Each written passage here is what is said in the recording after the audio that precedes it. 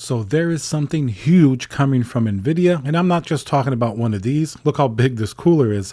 This is huge, but this is showing us the direction that Nvidia is going.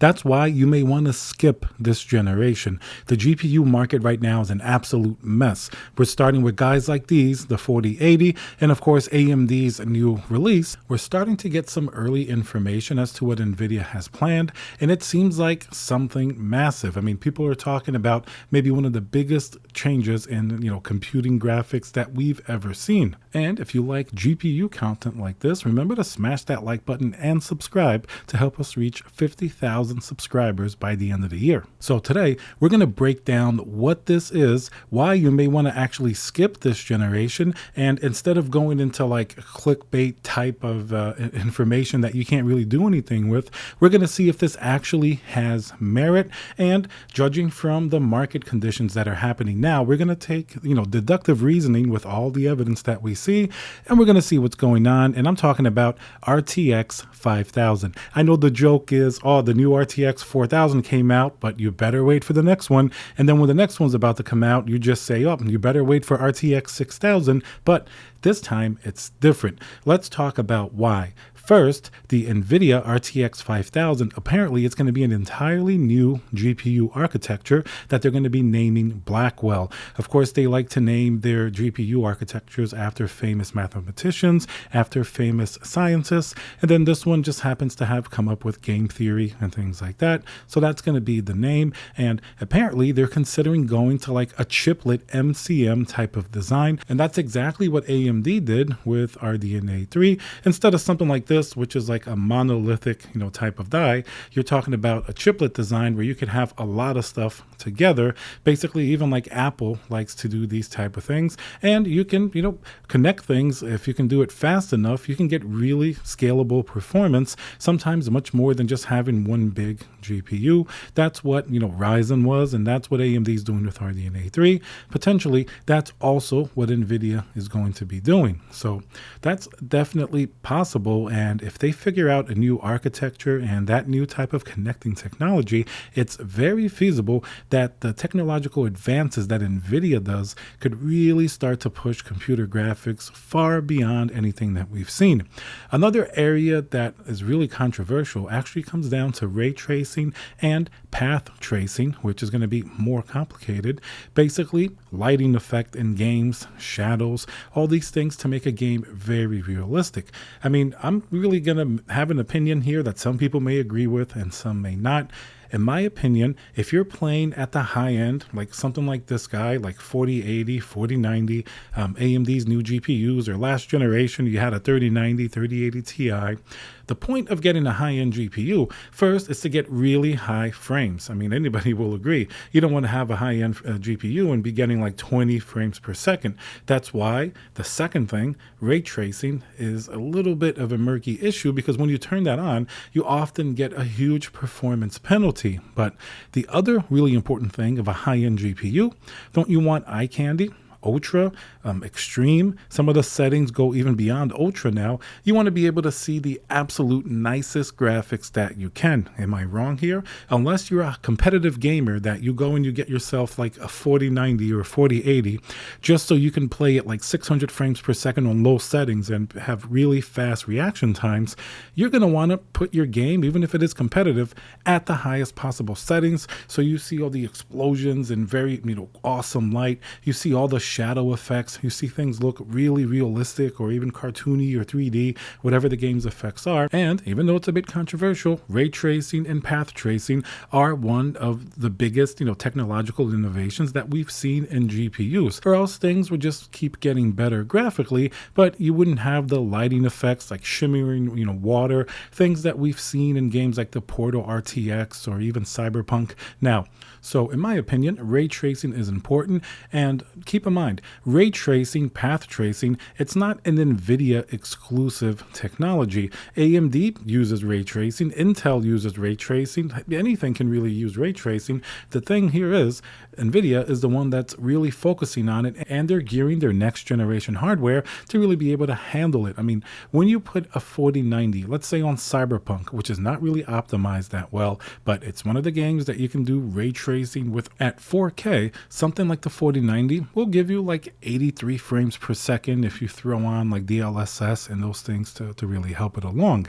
If you throw it on like even the newest AMD GPUs, you're going to get half, if not worse than that, maybe in the 40s with that ray tracing technology. You would have to turn off ray tracing to be able to get any type of playable frame rate. Now, you could say it's not an Nvidia specific technology, but they're pushing it hard because their hardware has an advantage. But really, that's where it's at. And even though Nvidia is really the strongest player in the entire gaming industry, they have over 80% really of market share of GPUs that people are using.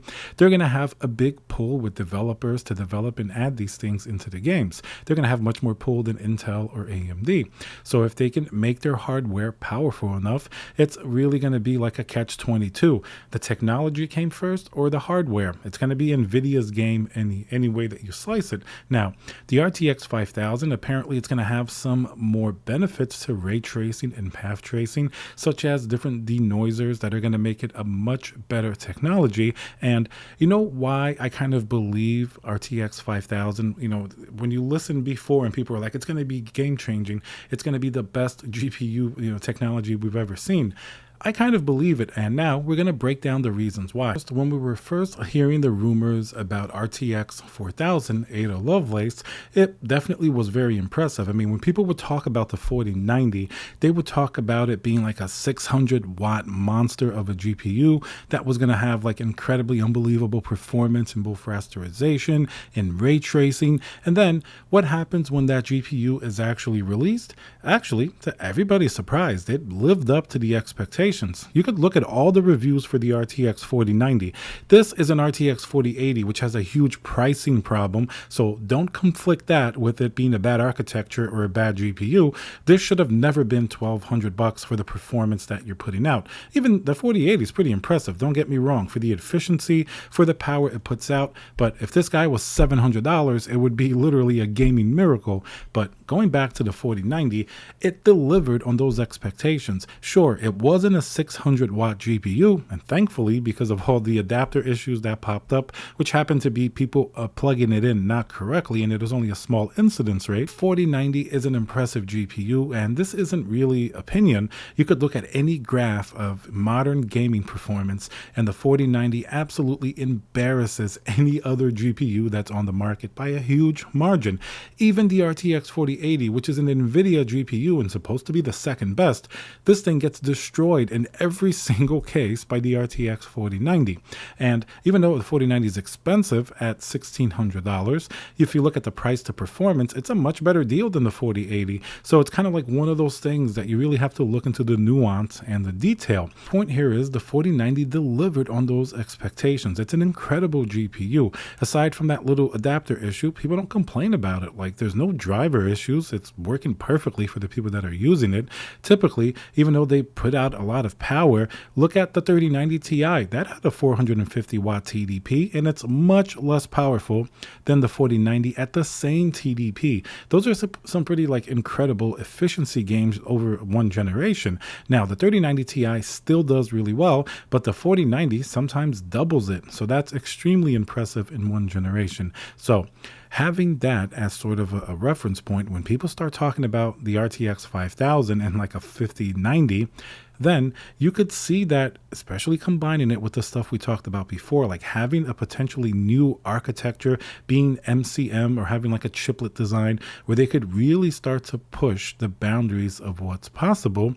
We could see it being an absolute monster of a GPU. And even though it's hard to see it now, imagine something that puts a 4090 to shame, much like the 4090 kind of put the 3090 to shame, actually, doubling, tripling sometimes its performance. Now, another reason why they would do this, the GPU market now, first, it's starting to really heat up. It's getting really competitive, no pun intended. you have AMD really knocking at Nvidia's heels. Of course, AMD is faltering in some cases. The 7900 XT and XTX have a couple of small minor driver issues. The performance maybe didn't live up to the hype or expectations like the 4090 had done, but I think overall it was a decent launch. I mean, they're well performing GPUs. In some games, they do really well against Nvidia. As expected, ray tracing isn't up there yet, but they did improve, and at least they're matching Nvidia's last generation now. Like the XTX can roughly do what a 3090 Ti could do in most cases, not some like Cyberpunk. But anyway, AMD still is getting pretty close to Nvidia. I mean, the XTX does on average beat the RTX 4080.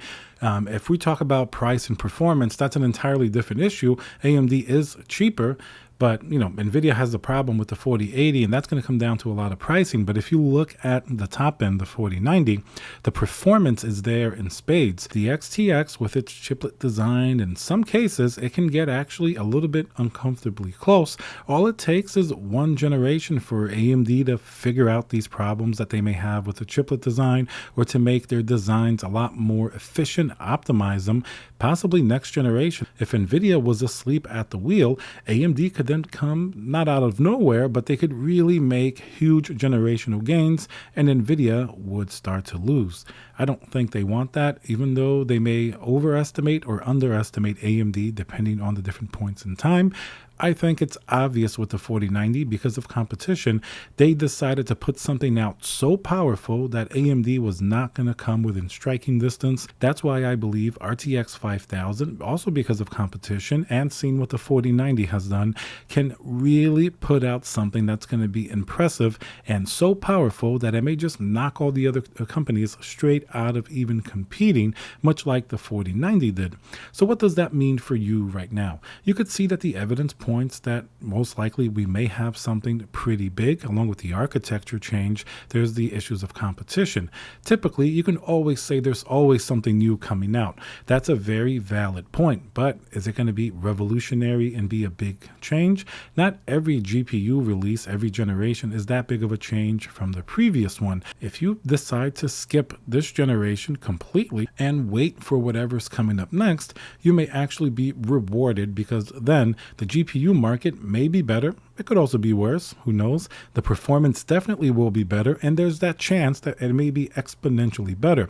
And people usually keep GPUs for several years, so this isn't that big of a stretch to say skip one generation. All right, guys, so remember to subscribe. Let me know if you think it's worth it to skip this generation. Remember to subscribe, and I'll see you guys on the next video.